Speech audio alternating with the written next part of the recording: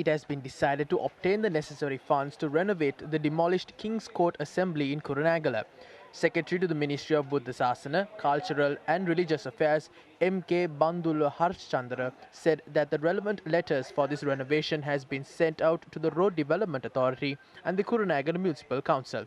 However, the secretary said that the renovation activities of the demolished King's Court Assembly in Kurunegala has been halted considering the legal situation at present following the court order that was issued barring any person from entering the site.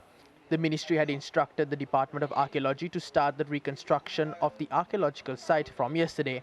The Secretary to the Ministry of Buddha Sasana, Cultural and Religious Affairs, M.K. Bandula Harishchandra, said that the renovation process has been halted at the moment due to the court order issued, will recommence immediately once the court proceedings regarding the incident is done with. The entire population has to pay for an idiotic act of an uneducated person. These are our taxes. The responsibility should be taken up by the mayor, and if any minister spoke for this, they should be held responsible. They should reconstruct it with their money. Is it fair to use the money of the people of Kurunegala to renovate a building which was demolished by the mayor and his clan?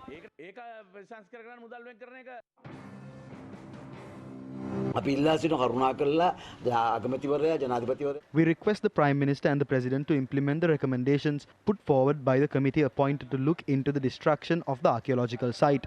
They recommended for the renovation cost to be charged from those responsible for the destruction. Instead of doing this, they are trying to renovate this using taxpayers' money. This is a serious crime. If an ordinary man did this, he would have been placed under remand custody. If Johnston Fernando is saying that he will not allow anyone to lay a finger on his man, authorities should confiscate his property to pay for the renovation of the archaeological site. We would like to say that if Johnston Fernando is trying to conceal this, authorities should confiscate his assets to pay for the renovation.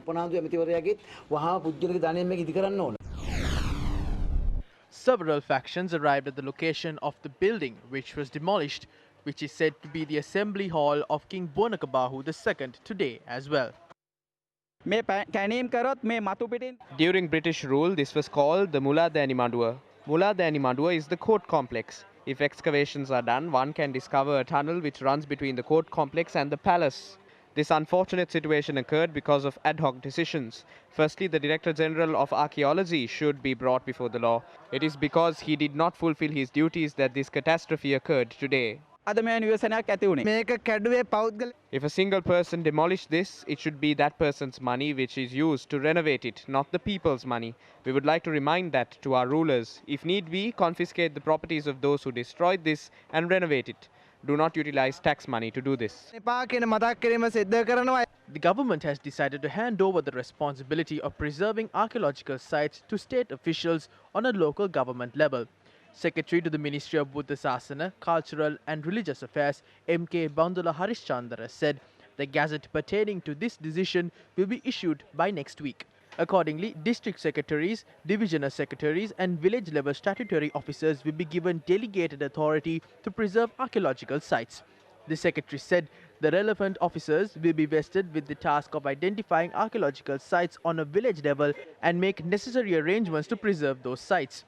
He also said the mutual agreement required to acquire the services of state officers will be obtained from the Ministry of State Administration. The government has also decided to allow the construction of temples and monasteries in lands which have been identified as archaeological sites. The secretary said the circular pertaining to the matter will be issued in due course.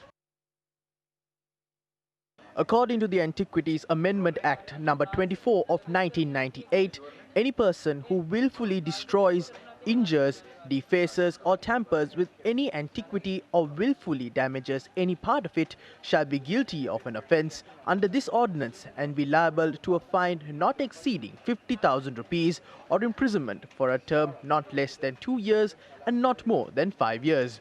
The amended act added that any person charged with or accused of an offence under this ordinance shall not be released on bail. Now the government is trying to amend the Antiquities Ordinance. We feel very suspicious because after a murder is committed, you can apply for bail. But if an archaeological site is destroyed, bail cannot be granted. Destroying an archaeological site is considered a far worse crime than committing a murder. The laws required to protect them are already included in the ordinance. However, Now there is a question of whether the reason the politicians are trying to amend the ordinance is to destroy these archaeological sites and mine for treasure. පුදුනේ කරන්න යනවද කියන සැකී මතුවෙනවා. මේ ආණ්ඩුව හදන්නේ This government is trying to give the rights of these lands to district secretaries and deputy district secretaries and mine for treasure by amending the Archaeological Act. Also, we saw the manner in which the mayor of Kurunegala has been released on every charge after he demolished the King's Court Assembly. They are trying to amend the Archaeological Act to do things like this. We cannot let that happen. We have to protect our heritages. So we cannot let them bring laws and regulations according to their own whims and fancies. They are asking for the two-third majority to amend the constitution and rule the country as per the needs and wants of the Rajpaksas. ව්‍යවස්ථා සංශෝධනයට ගිහිල්ලා පාර්ලිමේන්තුව අකර්මණ්‍ය කරලා රාජපක්ෂවරුන්ට ඕන විදියට රට පාලනය කරන්න තමයි හදන්නේ. Meanwhile, views were expressed on breaking the law at a public rally held in Mathura today. We saw how the King's Court Assembly in Kurunegala was demolished at the brink of the election.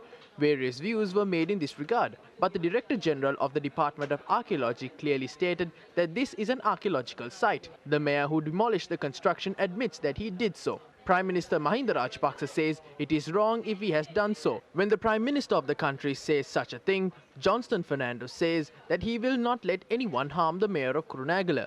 Where is the acting IGP? Where is the law of the country? Nothing is happening. The entire mechanism is stalled. This same crisis will address the parliament soon.